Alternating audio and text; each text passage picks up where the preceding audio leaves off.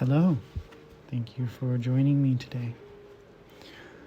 I have another poem reading, this one from a poet who I shared recently in one of my weekly essays on laughter. She wrote a poem that started off with a commiseration of pigeons that I thought was incredible and so funny. This is the Bulgarian poet Iana Boukova from her book Notes of the Phantom Woman, dual translated by John O'Kane and Ekaterina Petrova. I am reading to you a longer poem from this book. It's titled Unwelt.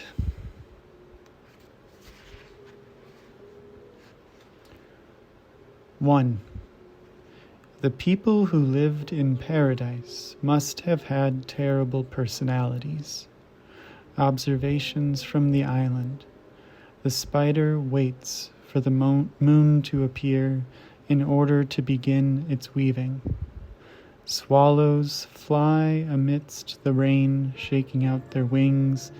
Even the strongest of winds is incapable of diverting the butterfly from its course.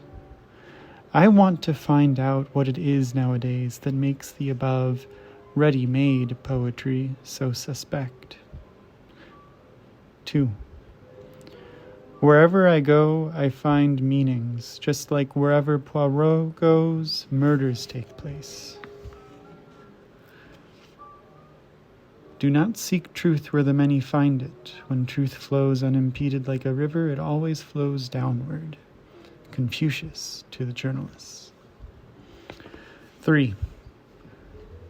Contact with reality produces a lot of movement, or, as one of my friends puts it, they hit each other because they like touching each other.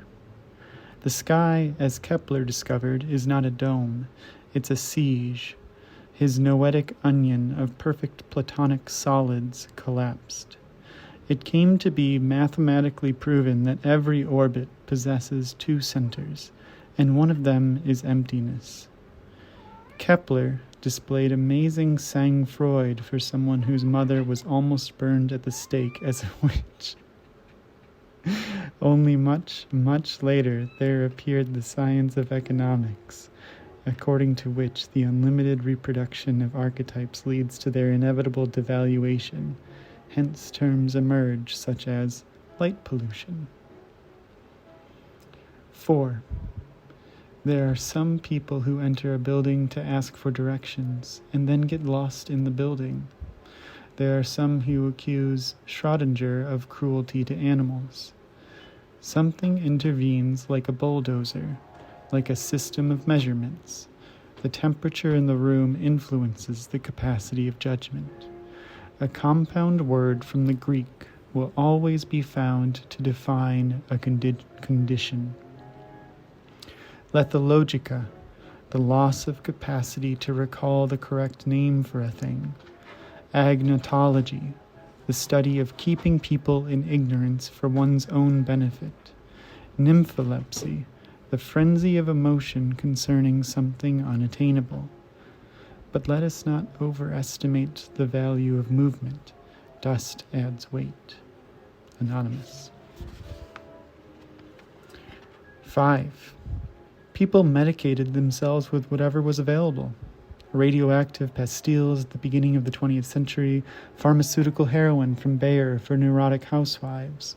There are persistent but unconfirmed rumors that during the Reign of Terror in France, parties were organized where guests turned up dressed in white tunics like those worn by those condemned to death, and a red scarf around their necks to mark the line of separation of the head from the body.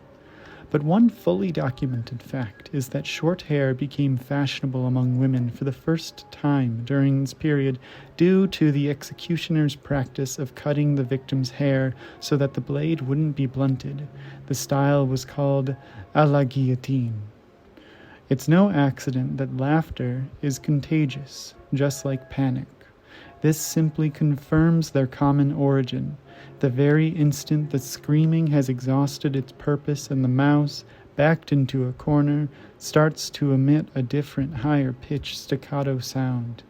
I take the opportunity to present the brutal etymology of the word revolution, from the Latin revolvere, to roll backwards, to move in an orbit, to turn in circles. 6. And each time it's in a new way inauspicious, when people suddenly stop what they're doing and look up at the sky. 7. Memory has a colonizing tendency, so someplace there will always be a beautiful island where they call time, tiger made of cracks. One time I dreamt of paradise. It resembled a Japanese garden, beautifully twisted conifers and crystalline air as far as the horizon, and only by the end of the dream was there a shift in the field of vision, gently toward the left, so you saw the tree with multiple hanged cats. The sixth sense is experienced as a feeling of vertigo. Copernicus, to the pathological anatomist.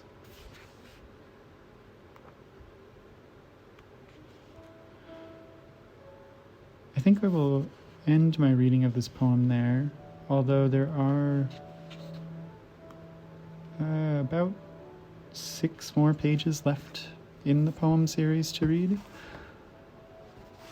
Something that I really loved about this collection and the poems of Iana Boukova were that she never seemed to shy away from the wanderings of the mind. I say that in the sense that I think I've spoken before about this notion that a poem should be labyrinthine, should feel like something that is being searched for, searched after, and meaning evasive, but potent enough in the air that one feels like they can grasp toward it. In that same way, I found that these poems kind of tantalize the tongue while reading them, tantalize the mind. It's really quite a great book. Came out of Ugly Duckling Press, and I wrote slightly about how much I enjoyed the project of the book from a translation practice too. So if you were interested in this reading and care for it, please don't hesitate to pick up a copy. Thank you so much for your time. I love you very much. Have a great day.